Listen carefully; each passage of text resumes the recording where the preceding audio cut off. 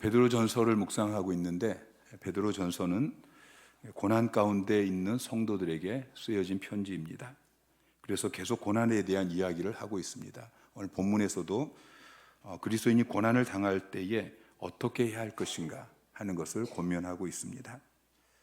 앞에서 베드로 사도는 성도가 어떤 존재인가 하는 것을 이야기했습니다. 성도는 첫째, 성부와 성자와 성령에 의해서 택하심을 받은 자들입니다. 또 성도는 이미 구원을 받은 자입니다.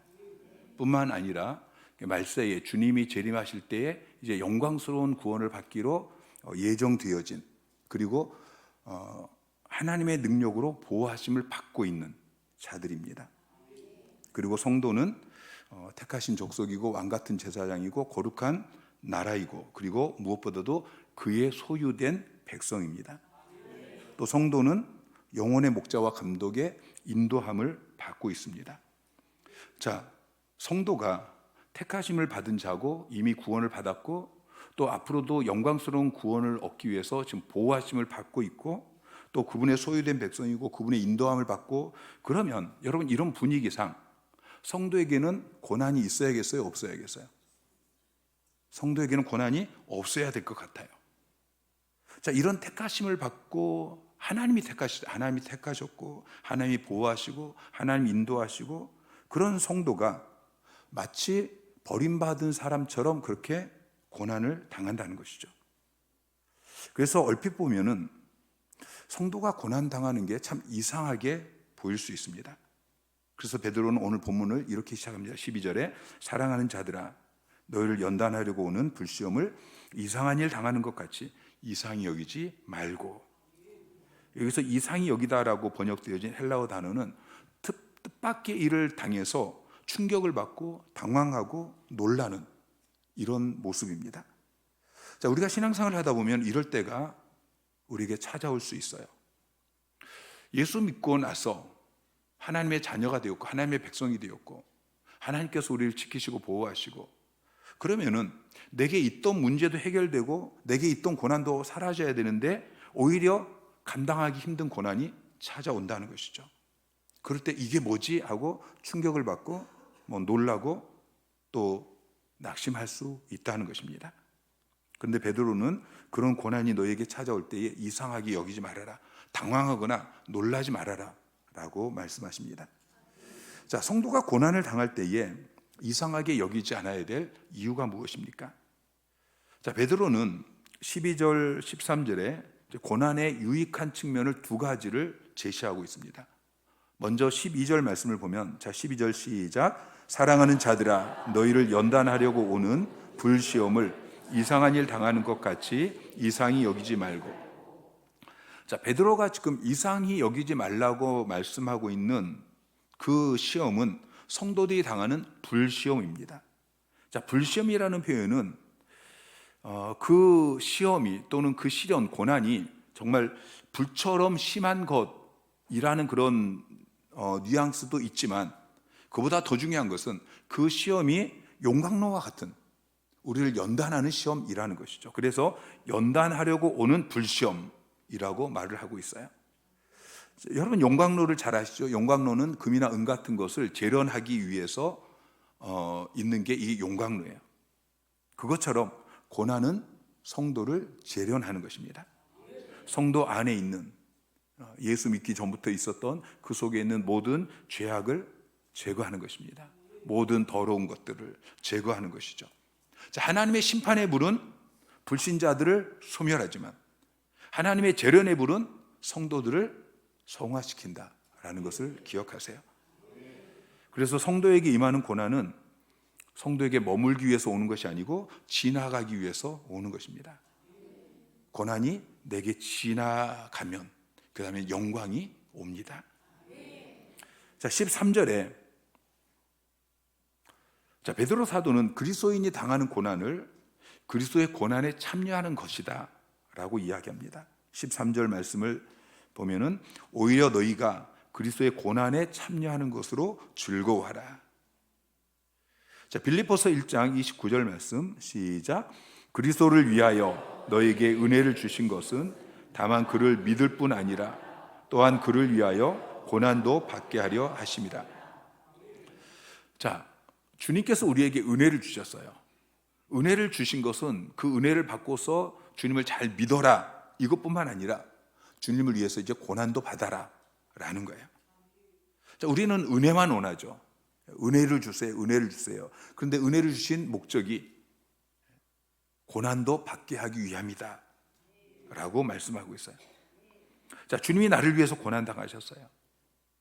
나도 고난 당한 것을 감사함으로 받아야 되는 것이죠. 골로새서 1장 24절은 고난에 대해서 이렇게 이야기합니다. 나는 이제 너희를 위하여 받는 괴로움을 기뻐하고 그리스도의 남은 고난을 그의 몸된 교회를 위하여 내 육체에 채우노라. 자, 바울은 자기가 받는 고난을 그리스도의 남은 고난이라고 표현하고 있어요. 여러분, 우리 주님께서 고난을 당하셨어요. 자, 주님이 고난을 당하신 목적이 무엇이죠? 하나님께서 택하신 백성들을 구원하기 위해서 주님께서 고난을 당하셨어요. 자, 주님이 이 땅에 인간의 몸으로 태어나신 것 자체가 고난이에요. 여러분, 성탄절에 축성탄 이렇게 쓰는 것은 제가 볼 때 잘못된 거예요.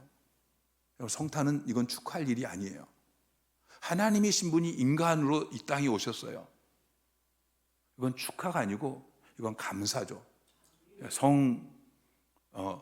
축성탄이 아니고 성탄 감사, 이게 맞는 표현이에요. 자, 주님께서 인간으로 이 땅에 오신 것 자체가 고난이고 또 33년 인간의 몸으로 이 땅에서 살았던 그 순간이 고난이고요. 주님 머리 둘 곳도 없이 그렇게 사셨어요. 그리고 최고의 고난은 십자가의 고난이죠. 주님께서 십자가에서 우리의 모든 하나님께서 택하신 그 인류가 몇 명인지는 알 수 없지만 그 수십억이 넘는 그 사람들의 모든 죄를 대신 짊어지시고 고난을 당하셨어요. 자, 그런데 그것으로 끝나면 주님의 고난은 의미가 없어요. 하나님의 택한 백성들에게 이 복음의 소식이 전파돼야 돼요. 그리고 그들이 믿고 구원받는 역사가 일어나야 됩니다. 그래서 사도들은 그 일을 위해서 고난을 받았어요. 주님의 십자가와 부활의 사건이 하나님이 택한 백성들에게 선포되어지고 그들이 복음을 듣고 회개하고 예수를 믿고 구원받는 그것을 위해서 사도들은 고난을 받았어요. 그래서 그 고난이, 그 복음이 전파되고 그래서 우리에게까지 전파되어진 것이죠. 이제는 우리가 그 일을 위해서 고난을 받아야 되는 것입니다. 그게 그리스도의 남은 고난에 동참하는 거예요. 자, 베드로 사도는 우리가 당하는 고난이 그리스도의 남은 고난에 참여하는 것이다. 그래서 즐거워하라 라고 이야기합니다. 자, 고난이 단순히 우리를 힘들게 하는 그것으로만 본다면은 우리가 도무지 즐거워할 수 없죠. 그런데 시각을 바꾸면은 고난을 얼마든지 우리가 즐거워할 수 있는 것입니다. 예를 들어서 우리가 사랑하는 사람을 위해서 고난을 당합니다. 우리 가족을 위해서, 특별히 자녀들을 위해서 우리가 고난을 당할 때에 그것을 기뻐하죠.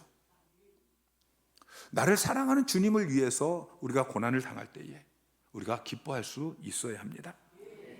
자, 그런데 본문이 말하는 그리스도의 고난에 참여하는 것으로 즐거워해야 되는 그 이유가 따로 있습니다. 13절 말씀을 다시 한번 같이 읽겠습니다. 시작. 오히려 너희가 그리스도의 고난에 참여하는 것으로 즐거워하라. 너희는 그의 영광을 나타내실 때에 너희로 즐거워하고 기뻐하게 하려 하심이라. 자, 너희가 그리스도의 고난에 참여하는 것으로 즐거워해야 되는 이유는 그의 영광을 나타내실 때, 이것은 주님께서 영광 가운데 재림하실 때를 이야기해요. 주님께서 재림하실 때 너희로 즐거워하고 기뻐하게 하려 함이라. 여러분, 주님 재림하실 때 우리가 즐거워하고 기뻐하게 될 것입니다. 왜 그러죠? 우리도 그 영광에 참여하기 때문이죠. 베드로전서 1장 7절 말씀 시작. 너희 믿음의 확실함은 불로 연단하여도 없어질 금보다 더 귀하여 예수 그리스도께서 나타나실 때에 칭찬과 영광과 존귀를 얻게 할 것이니라. 자, 주님이 재림하실 때에 칭찬과 영광과 존귀를 얻게 되어집니다. 믿으시나요? 우리가 이 땅에서 그리스도의 고난에 참여하면 주님이 재림하실 때 우리는 영광을 얻게 되어집니다. 로마서 8장 17절은 이렇게 이야기해요. 자녀이면 또한 상속자, 곧 하나님의 상속자요 그리스도와 함께한 상속자다 라고 이야기하면서 우리가 그와 함께 영광을 받기 위하여 주님이 재림하실 때에 주님이 영광 중에 임하실 것인데 우리도 그 영광에 참여하기 위해서 고난도 받아야 된다라고 이야기하고 있어요. 여러분, 주님께서 하나님의 뜻대로 고난 받으셨어요. 이 땅에 내려오셨고 또 인간의 모습으로 사셨고 또 십자가를 짊어지셨어요. 하나님의 뜻대로 고난을 받았기 때문에 하나님께서 그를 높이셨죠. 그것처럼 우리도 하나님의 뜻대로 고난을 받게 되어질 때에 우리가 하나님의 영광에 들어가게 되는 것입니다. 주님이 먼저 고난받고 그 뒤에 영광을 받으신 것처럼 우리도 이 땅에서 먼저 고난을 받고 저 천국에서 주님 재림하실 때 영광을 받게 되는 것이죠. 그렇게 볼 때 우리에게 주어지는 고난은 위협이 아닙니다.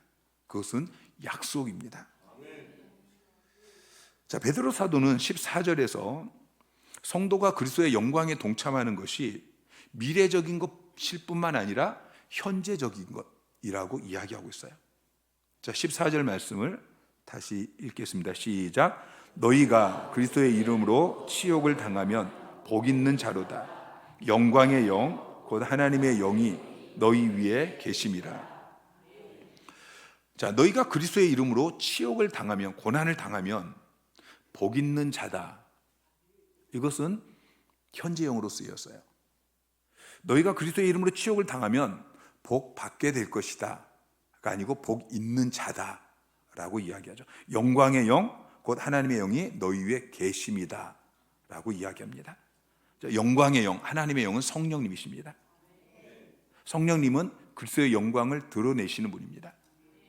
요한복음 16장 14절에 주님께서 앞으로 성령께서 오시면 그 성령이 내 영광을 나타낼 것이다 라고 이야기하죠. 성령님이 영광의 영이시고 하나님의 영이신데 언제 성령께서 여러분 가운데 영광의 영으로 임하게 되십니까? 그것은 그리스도의 이름으로 치욕을 당할 때입니다. 여러분이 그리스도의 이름으로 치욕을 당하면, 고난을 당하면, 핍박을 받으면, 그러면 영광의 성령님이 너희와 함께 계신다 라고 이야기하죠. 여러분, 복음 전도 현장 가운데 성령께서 강력하게 역사하십니다. 특별히 핍박받는 선교지 같은 곳에서 성령께서 강력하게 역사하십니다. 이번에 라오스에서 두 군데서 사역을 했는데 신학교는 그냥 모여서 자기들끼리 모여서 공부하는 곳입니다. 거기서는 성령께서 별로 역사하지 않으셨어요. 그런데 또 다른 곳에서, 그곳은 사역자들이에요. 복음을 전하면서 핍박을 받고 그러면서 전도하고 교회를 세우는 그곳에서는 성령께서 정말 강력하게 임하시고 역사하셨어요. 여러분, 복 받기를 원하십니까? 여러분이 받기를 원하시는 복은 어떤 복이신가요? 자, 주님께서는 우리에게 산상설교를 시작하시면서 복에 대해서 이야기합니다. 8가지 복을 이야기해요. 이 복은 우리가 생각하는 복과는 전혀 다릅니다. 마지막에 이렇게 이야기하셔요. 마태복음 5장 10절에 의를 위하여 박해를 받은 자는 복이 있나니. 자, 우리는 삶의 고난이 사라진 사람이 복이 있나니 이렇게 생각하는데, 의를 위하여 박해를 받은 자는 복이 있나니 천국이 그들의 것임이라. 나로 말미암아 너희를 욕하고 박해하고 거짓으로 너희를 거슬려 모든 악한 말을 할 때에는 너희에게 복이 있나니 기뻐하고 즐거워하라. 하늘에서 너희 상이 큼이라. 자, 의를 위해서 박해를 받고 나를 위해서, 자, 의를 위해서 나로 말미암아, 이것은 예수님 때문이에요. 예수님 때문에 우리가 박해를 받고 욕을 먹고 악한 말을 듣고 그럴 때 뭐가 있다고요? 상이 크다라고 말씀하고 있어요. 복음성가 가운데 이런 찬양이 있어요. 예수 때문에 사함받고 예수 때문에 행복하고 예수 때문에 의롭고 예수 때문에 예수 때문에 우리가 죄 사함 받고 행복해지고 의롭게 되어지고, 우리가 이것을 찬양해야죠. 그런데 우리의 찬양이 여기만 머물러 있으면 안 돼요. 그 뒷부분을 더 만들어야 됩니다. 예수 때문에 고난받고, 예수 때문에 비난받고, 예수 때문에 욕먹고, 예수 때문에. 저는 하나님께 복을 달라고 기도하지 않습니다. 저는 하나님께 기도할 때, 하나님, 내가 복받을 사람이 되게 해주세요. 내가 복받을 장소에 있게 하시고 복받을 짓을 좀 하게 해주세요. 여러분, 예수 그리스도의 이름으로 치욕을 받게 해달라고 기도하세요. 예수 이름으로 고난을 당하는 그 상황에도 승리할 수 있는 힘을 달라고 기도하세요. 그리고 욕먹고 비난받고 고난받는 삶을 사시기 바랍니다. 그러면 여러분이 하나님께 복을 달라고 기도하지 않아도 하나님께서 복을 이 땅에서 저 천국에서 쌓을 곳이 없도록 부어 주실 것입니다. 영광의 성령께서 여러분과 함께 하실 것입니다. 그의 영광을 나타내실 때에 즐거워하고 기뻐하게 될 것입니다. 자, 15절 16절은 우리가 받아야 될 복된 고난이 무엇인가를 설명해 주고 있습니다. 자, 15절 16절 말씀 시작. 너희 중에 누구든지 살인이나 도둑질이나 악행이나 남의 일을 간섭하는 자로 고난을 받지 말거니와 만일 그리스도인으로 고난을 받으면 부끄러워하지 말고 도리어 그 이름으로 하나님께 영광을 돌리라. 여러분, 고난은 복입니다. 그런데 모든 고난이 복인 것은 아닙니다.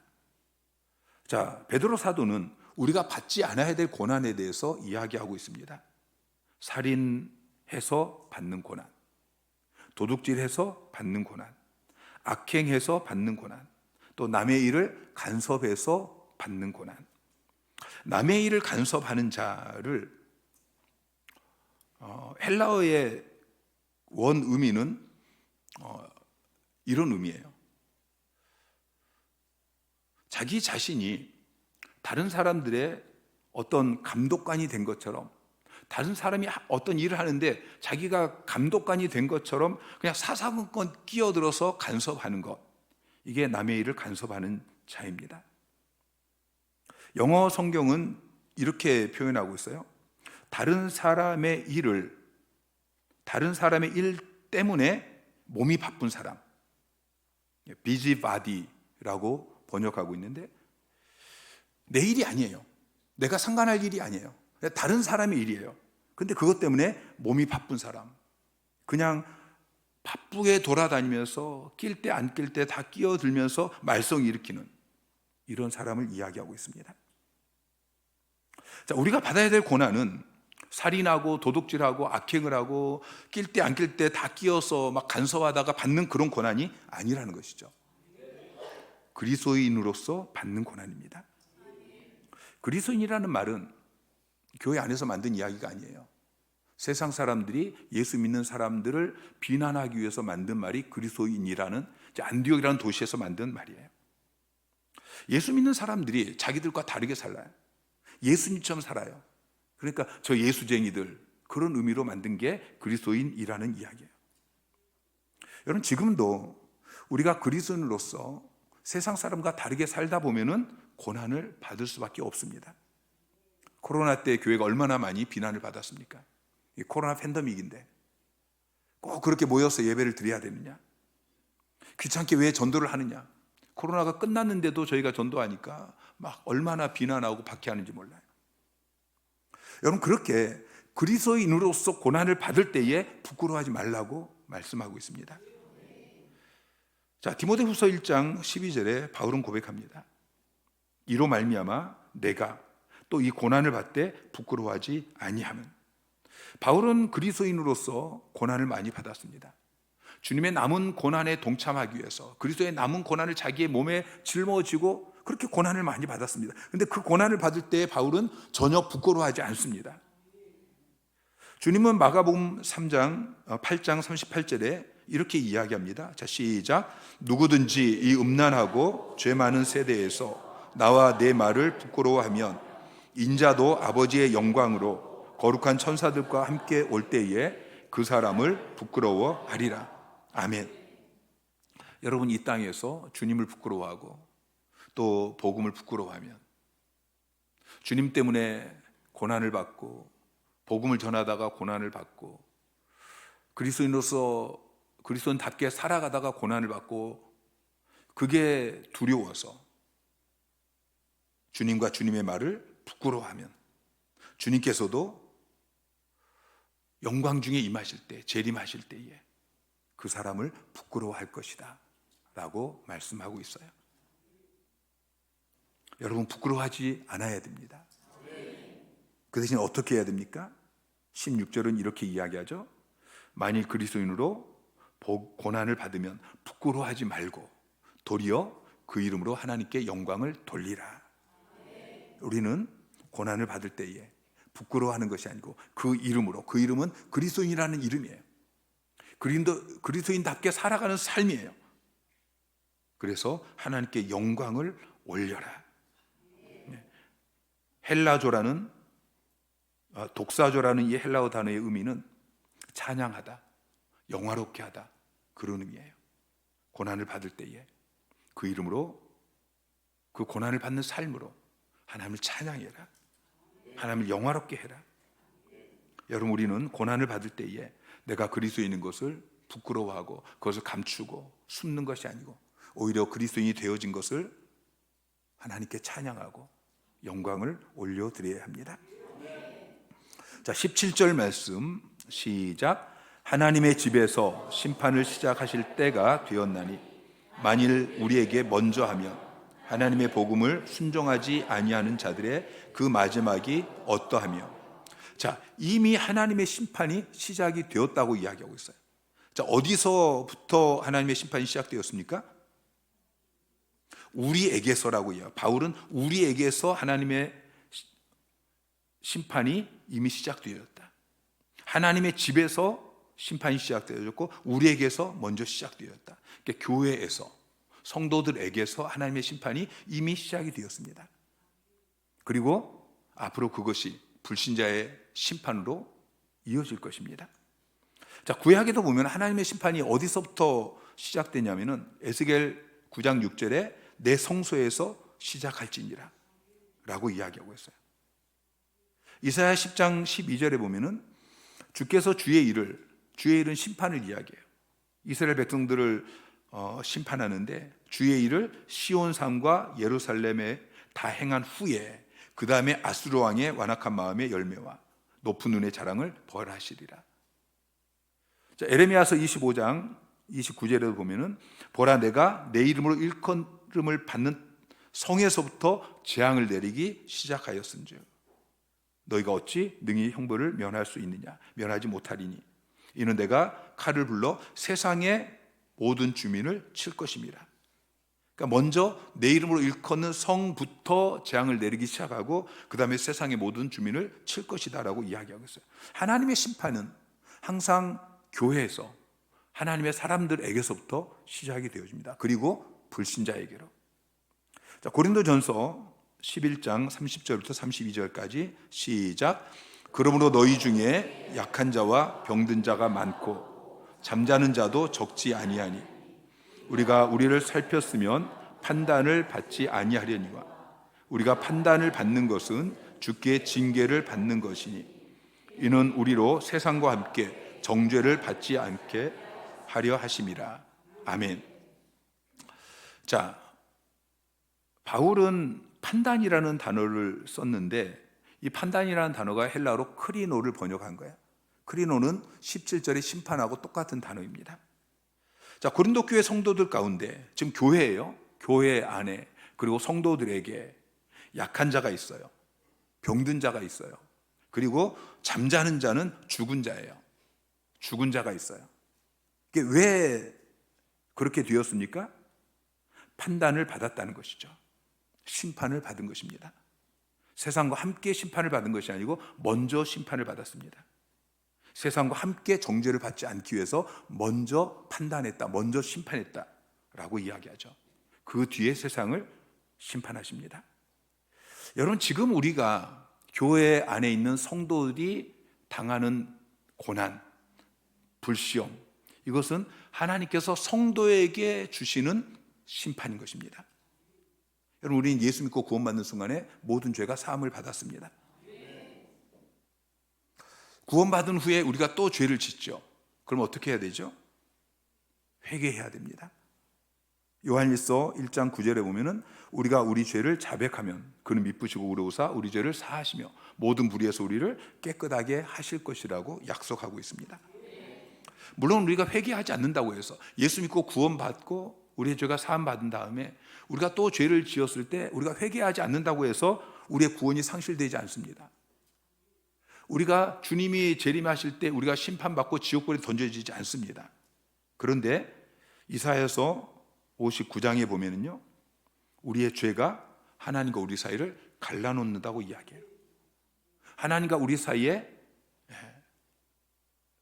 이 우리의 죄가 하나님의 얼굴이 우리에게 비춰지지 않도록, 우리의 기도가 하나님께 들려지지 않도록 막는다고 이야기하고 있죠. 죄를 지으면 그 죄가 하나님과 우리 사이를 갈라놓고 우리가 하나님께 나아가서 하나님과 만나서 하나님과 교제하면서 하나님이 우리에게 주시는 그 영생의 복을 받을 수가 없는 것입니다. 그래서 우리가 회개를 해야죠. 우리는 연약하기 때문에 구원받은 다음에도 계속해서 죄를 짓습니다. 죄를 지을 때마다 우리는 회개해야 됩니다. 그런데 회개를 잘 안 하죠. 여러분 자신을 한번 돌아보세요. 죄를 지면 회개해야 된다는 걸 알지만 매일의 삶 속에서 순간순간 얼마나 많은 죄를 짓습니까? 그런데 한 번도 죄를 회개하지 않고 하루를 지날 때가 너무 많아요. 때로는 내가 죄를 지은 것도 잘 모르고, 또는 죄를 지었지만 그냥 고집 피우면서 회개를 하지 않기도 하고, 그러면 죄가 계속 쌓이게 되어집니다. 우리가 죄에 오염되어지고 그리고 더 큰 죄를 짓게 되어지고, 그래서 하나님께서 회개하라고 사랑의 매를 우리에게 때리는 것입니다. 이게 징계이고 이게 고난인 것입니다.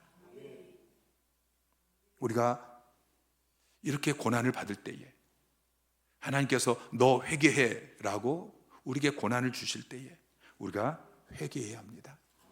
그러면 우리가 연단되어지고 그리고 정화되고 거룩하게 되어가는 것이죠. 자, 그리고 감사할 것은 하나님의 심판이 성도들에게 임할 때는 성도들을 정화시키는 불로 임하지만 불신자에게 임할 때는 그들을 소멸시키는 불로 임한다는 것이죠. 자, 지금 하나님의 복음을 순종하면서 그 복음을 전하는 삶을 살다가 우리가 받는 고난이 이 정도면은 하나님의 복음을 불순종한 불신자들이 이제 주님이 영광 중에 임할 때에 그때 받게 되어져 이 최후 심판은 어떠하겠느냐 하는 것이 17절 말씀의 의미인 것입니다. 18절도 같은 의미입니다. 18절에 또 의인이 겨우 구원을 받으면 경건하지 않은 자와 죄인은 어디에 서리요? 의인은 앞에서 이야기한 그리스도인으로서 고난을 받고 있는 사람들을 이야기합니다. 자, 그리스도인으로서 신앙생활을 하면서 그러면서 고난을 받고 있는 사람들이 겨우 구원을 받는다고 이야기하죠. 자, 베드로 전서에서 말하는 구원은 우리가 예수 믿고 우리의 죄가 사함받고 하나님의 자녀로 거듭나는 이 구원을 이야기하는 게 아니에요. 1장 5절에 보면은 너희는 말세에 나타내기로 예비하신 구원을 얻기 위하여, 주님이 재림하실 때 우리가 얻게 되어지는 영광스러운 구원을 이야기해요. 완전한 구원을 이야기해요. 자, 의인이 이 주님이 재림하실 때에 받는 구원을 받는 것이 겨우 받는다고 이야기하죠. 그것은 구원에 이르는 길이 그만큼 험하다는 거예요. 그만큼 좁다는 거예요. 고난 없이는 우리가 영화로운 구원을 얻을 수 없다는 것이죠. 누가복음 13장 23절에 어떤 사람이 예수님께 묻습니다. 주여, 구원받는 자가 적으니까? 그때 주님께서 좁은 문으로 들어가기를 힘쓰라 라고 이야기하죠. 여러분, 복음에 순종하고 복음을 전하는 자도 마지막에 영화로운 구원을 받기 위해서 이렇게 고난을 당하는데, 복음에 불순종하는 불경건한 죄인들이 어떻게 감당할 수 있겠냐라는 이야기입니다. 요한계시록 6장 16절 17절 말씀, 자 시작. 산들과 바위에게 말하되 우리 위에 떨어져 보좌에 앉으신 이의 얼굴에서와 그 어린 양의 진노에서 우리를 가리라. 그들의 진노의 큰 날이 이르렀으니 누가 능히 서리요. 진노의 큰 날에 불신자들은 감히 설 수 없을 것입니다. 자, 19절 말씀 읽겠습니다. 시작.